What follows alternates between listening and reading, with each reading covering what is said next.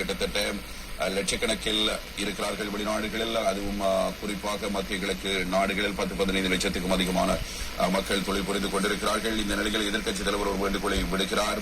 ஈரானில் ஏற்பட்டுள்ள பாரிய ராணுவ மோதல்கள் மற்றும் மிக வேகமாக தீவிரமடைந்து வரும் போர்ச்சூழல் குறித்து எதிர்க்கட்சித் தலைவர் சஜித் பிரேமதாஸ் கூறும்போது, மத்திய கிழக்கு பிராந்தியத்தில் ஏற்பட்டுள்ள இத்தகைய பாரிய நிச்சயமற்ற மற்றும் அபாயகரமான தருணத்தில் அங்கு வசிக்கும் மற்றும் பணிபுரியும் பல்லாயிரக்கணக்கான இளைஞர்களின் பாதுகாப்பை உறுதிப்படுத்துவதே தற்போதைய அரசாங்கத்தின் மிக உயரிய முன்னுரிமையாக இருக்க வேண்டும் என்பதாக அவருடைய வேண்டுகோள் இருக்கிறது. எனவே இலங்கை வெளிவிகார அமைச்சது தொடர்பிலான நடவடிக்கைகள் எடுக்கப்பட்டிருப்பதாக கூறுகிறது.